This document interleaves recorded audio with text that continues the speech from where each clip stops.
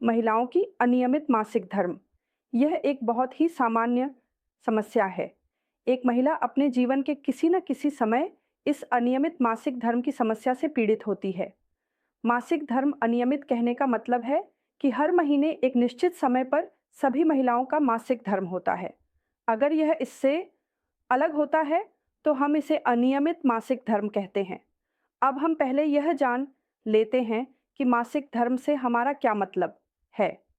हर वयस्क महिला के योनि मार्ग या उसके मासिक धर्म के रास्ते से जो रक्तस्राव हर महीने एक निश्चित समय पर निकलता है, उसे हम मासिक धर्म कहते हैं।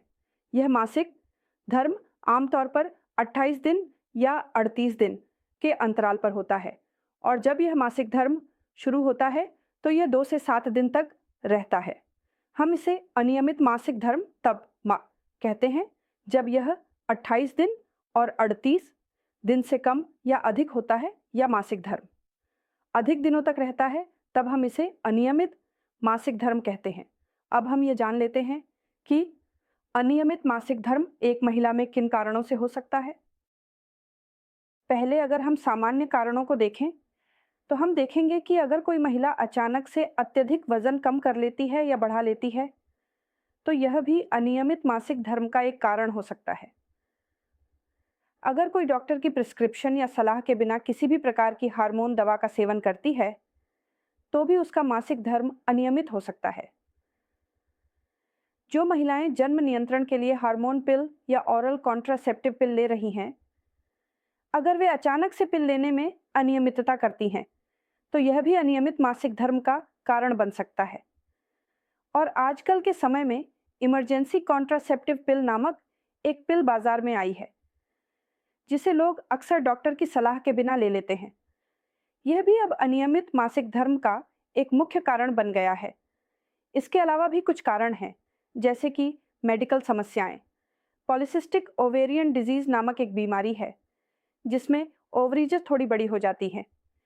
अगर ऐसी कोई स्थिति उत्पन्न होती है तो भी वह अनियमित मासिक धर्म से पीड़ित हो सकती है। थायराइड की समस्या के कारण भी अनियमित मासिक धर्म हो सकता है। बच्चे के जन्म के साथ भी मासिक धर्म के अनियमित होने का एक संबंध है। जैसे कि बच्चे के जन्म के बाद हम आमतौर पर कहते हैं कि नवजात शिशु को या नवजात को 6 महीने तक केवल माँ का दूध पिलाया जाए। इस 6 महीने के दौरान जब माँ अपने बच्चे को दूध पिलाती है तब भी माँ का मासिक धर्म बंद रह सकता है या अनियमित हो सकता है। कुछ महिलाओं का 6 महीने से 1 साल तक मासिक धर्म बंद रहता है। फिर भी कुछ महिलाओं का 6 महीने से 1 साल तक मासिक धर्म होता है, लेकिन अनियमित होता है। इसमें डरने की कोई बात नहीं है। यह मासिक धर्म एक समय पर ठीक हो सकता है। इसके अलावा गर्भपात, या जिसे हम मेडिकल टर्मिनेशन कहते हैं, इस प्रकार की छोटी प्रक्रियाओं या छोटे ऑपरेशनों के बाद भी मासिक धर्म अनियमित हो सकता है। अब हम ये जान लेते हैं कि अनियमित मासिक धर्म के प्रकार क्या-क्या हैं। जैसे कि एक प्रकार है कि कुछ महिलाओं का मासिक धर्म हमेशा ही अनियमित होता है, और एक प्रकार है कि कुछ महिलाओं का मासिक धर्म अचानक से अनियमित हो गया है। पहले प्रकार में जिनका मासिक धर्म हमेशा ही अनियमित होता है, उन्हें मैं जरूर कहूंगा कि विशेषज्ञ डॉक्टर के पास जाकर एक थोरो चेकअप करवा लें। जिनका मासिक धर्म हमेशा अनियमित होता है, उनमें आमतौर पर हार्मोनल कुछ समस्याएं पाई जाती हैं।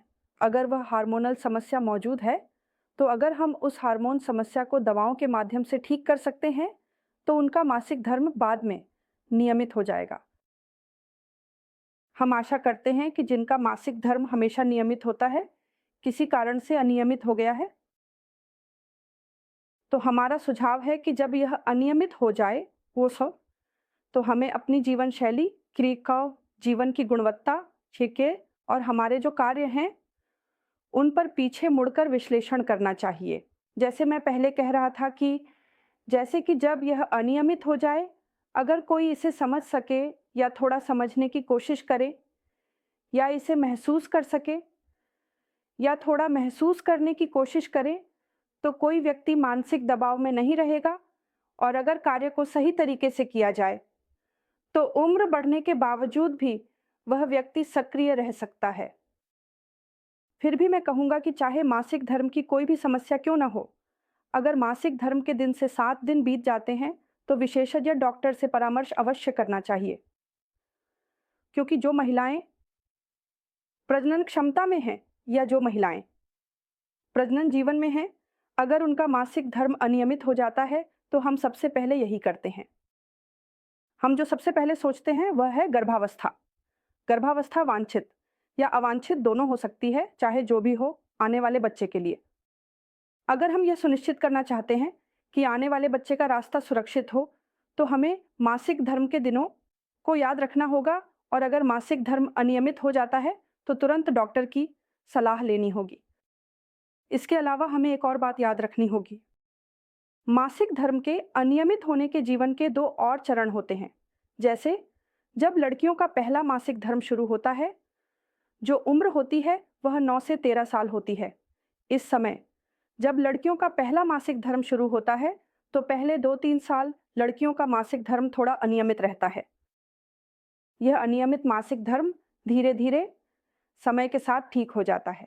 फिर भी इस उम्र की लड़कियों की माताओं से मेरी अनुरोध है कि आप अपनी बेटियों के मासिक धर्म के समय का ध्यान रखें। हालांकि मैं कह रहा हूं कि सब कुछ सामान्य है, फिर भी एक विशेषज्ञ डॉक्टर की सलाह लेने से आपकी छोटी बेटी जटिल रोगों से आसानी से बच सकती है। इसके अलावा किशोरावस्था में गर्भावस्था, किशोर दुर्घटनाएं भी हो सकती हैं। इसलिए आपके बच्चों के मासिक धर्म के समय का ध्यान माताओं को ही रखना होगा। इसके अलावा किशोर लड़कियों के खाने पाने, जीवन शैली का भी हमें ध्यान रखना होगा, क्योंकि भोजन पदार्थ और जीवन शैली, जिसे हम लाइफस्टाइल कहते हैं, का भी मासिक धर्म से बहुत संबंध है। फिर मैं आता हूँ लड़कियों के जीवन के अंतिम चरण पर, अर्थात रजोनिवृत्ति। मासिक धर्म बंद होने के 2 से 3 साल पहले भी मासिक धर्म अनियमित हो सकता है, और इस अनियमित मासिक धर्म को हम सामान्य कहते हैं।